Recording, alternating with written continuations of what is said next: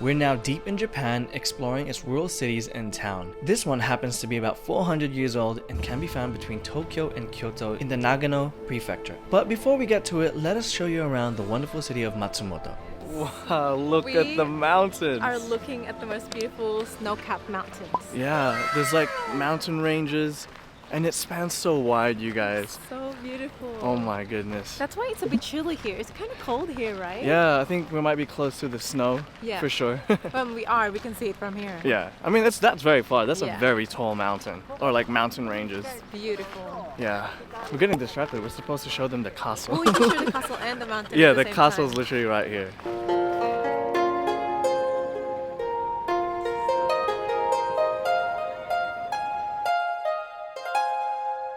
Matsumoto Castle was built all the way back in the Sengoku period in 1592.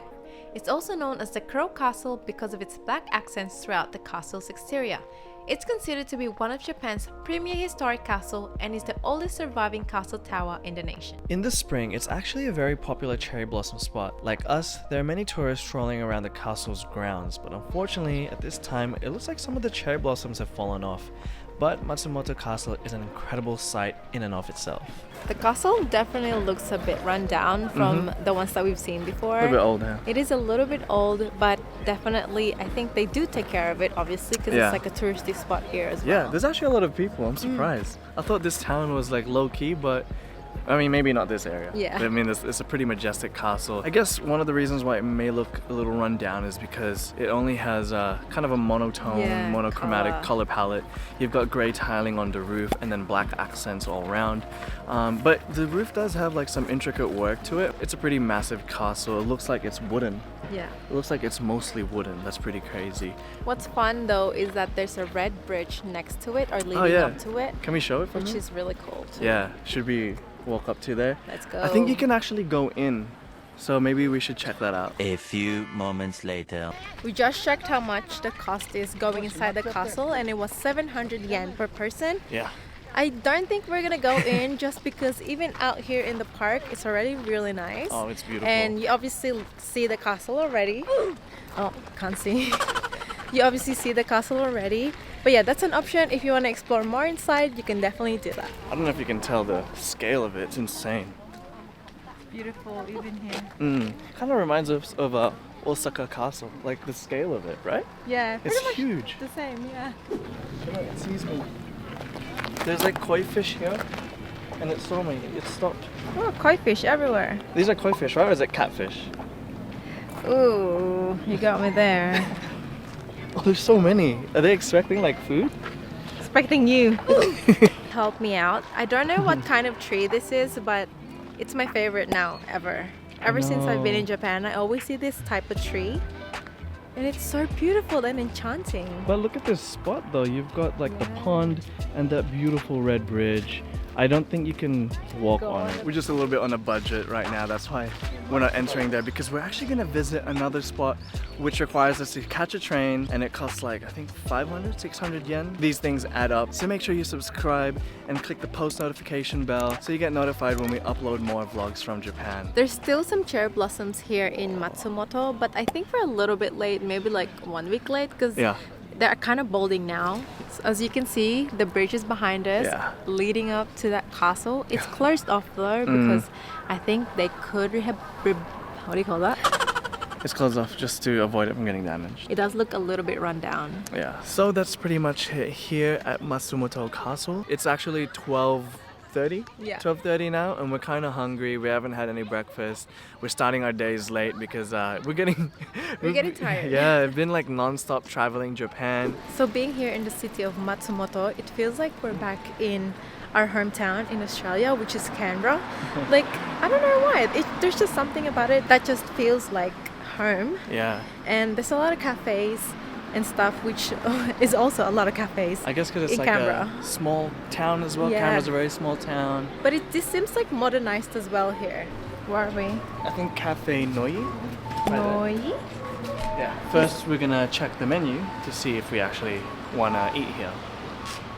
So they mainly have waffles and ice cream. I'm keen. I want waffles, not ice cream. They do have strawberries and like fruits. So I think I like that.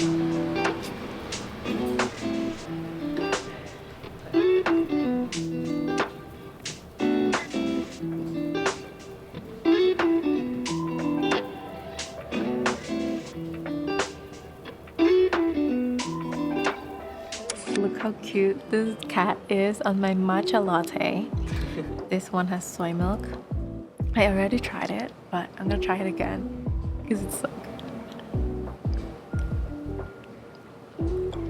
It's beautiful. Like, you can really taste the matcha, but it's as sweet as well, which we love. I want sweet matcha. It's so good. I actually got mocha. It's my favorite. It's chocolate. It's sweet. So there it is. We're just waiting on our waffles now. But this cafe that we went to, Cafe Noi, it's actually quite high-end looking, but the prices are not too bad. A little bit pricey for sure. I mean, it's such a nice cafe. I think all the other cafes in the area would roughly be about the same price since it's in the middle of the city. Yeah, near the tourist hotspot. Hotspot as well, yeah. A few moments later. Yep. So I've got the waffle with banana because it's sweet. And I have strawberry, my favorite. We always do this. I always get strawberry and Cheno would get banana. But wow, this looks so good. And I'm starving. It's actually our first proper meal of the day and it's 1 p.m. now.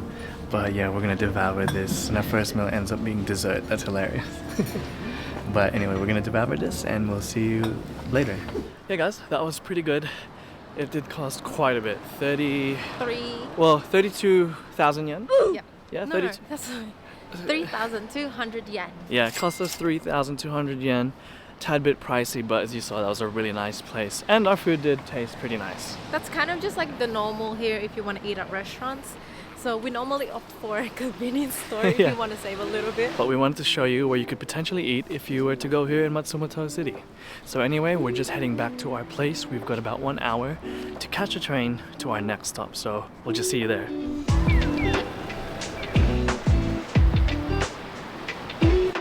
Alright, we're still walking, but look at the sakura trees and there's no crowds. I guess that's the beauty of going to a somewhat of a rural city or town here in Japan. Like, we've got this river downstream and then sakuras. Oh, this is so beautiful, hey. So nice. And yeah, like Cheno said, there's literally like no one else here but us. And now we truly feel like we're out of the city. Yeah. We are now making our way back to Matsumoto Station. We are gonna catch a bit of a lengthy train ride on Shinone line. We'll put the info on the screen for you so you can follow how we're gonna get to our next destination.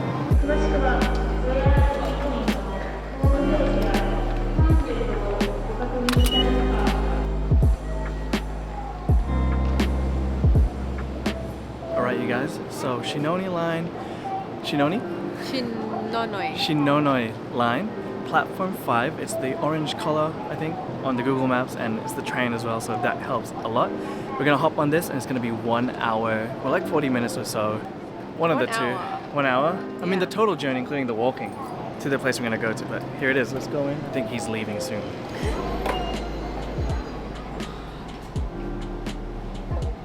Alright, from Hyojiri Station, you actually have to get off, tap out, and then buy a ticket on the vending machine. And we're actually heading to Narai Station because we're going to Narai Juku. Well, we were like running off the train, rushing. Even the train conductor got off the train to check up on us because we were kind of stuck on the wrong machine and didn't realize we had to tap out and buy from a different vending machine. So we're all good, we're on our way. That was crazy.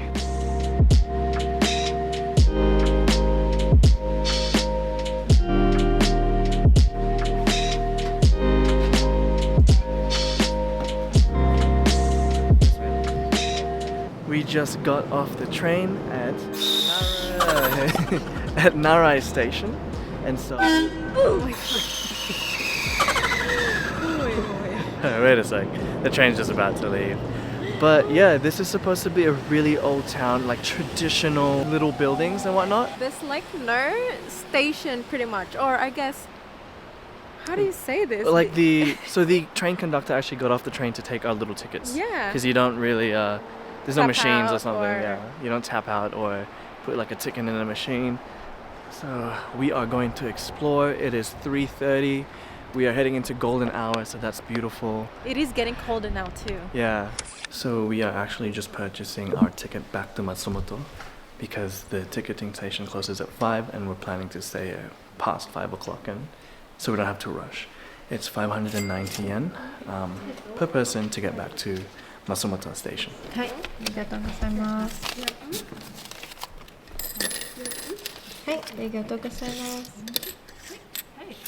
Okay, so we're out of the station and now we're really feeling like we're in rural Japan. Look at that. So beautiful. The mountains look so beautiful, you guys, and they kind of have a bit of like a warm tone, like it was autumn. So if we were here during autumn season, it would probably be so vibrant. It's just so nice. I think it's kind of just like surrounding us. Yeah, so scenic, like a scenic train ride. Yeah. Anyway, we're gonna go to the town, and it actually looks very almost like historic, like they preserved what Japan was like hundreds of years ago. We are now currently walking the streets of Narajuku. And we were reading the historical background of it, and apparently these are preserved Edo period houses that they really preserve and take care of. Yeah, that's right. And it truly does look like that, like Yeah. from an old era. It's awesome. So when we were reading it, it said that about a kilometer stretch is actually part of the conservation area granted by the government. So yeah, they put a lot of their resources into maintaining these beautiful, beautiful like traditional homes. And you can see that they're like dark wood. Oh, there's probably painted. But yeah, it's like dark wood is the common theme here. And then there's some like signage. Yeah, Hey. the signages are like pretty old too, with like wooden signages everywhere. Yeah. Which is so cool. It's just, it feels like we're back in time in Japan. I feel like this place is straight out of a Japanese drama or a movie. Like this is something they would do. This place looks like a set. But it's not, it's real, guys. Yeah, it's beautiful. It's just unbelievable to be here. Narajuku is an old town built sometime within the Edo period, making it potentially up to 400 years old. Back then there was only one main route to Tokyo and Kyoto, and this town happened to be right in the middle of it. Narajuku has become Japan's nationally designated architectural preservation site, which stretches 1 kilometer and is actually one of the longest in the nation. Even though a lot of the buildings do look quite similar with the wooden structure and dark color palette, there are actually a couple of homes that are available for public viewing. Unfortunately, we didn't know it at the time. However, even just strolling through this town blew us away, and we were just in awe and truly felt like we were brought back in time. I've gone to a couple of shops here. There are some that are open still, and oh my goodness, they're so cute inside. They have all these like traditional kind of little fixtures. No, not fixtures. What do you call those? Dolls? Like dolls. Figurines. Figurines. That's There the you go. word. That's the word. Not fixtures. Figurines. And I got a postcard as well of it's like a drawing of the seasons here in this little town. I'll show you guys what I got. So these are all the seasons, and that's winter. That's autumn. And then that's the summer, and then the spring. So this is something that you can get for like a souvenir, and I want to frame it.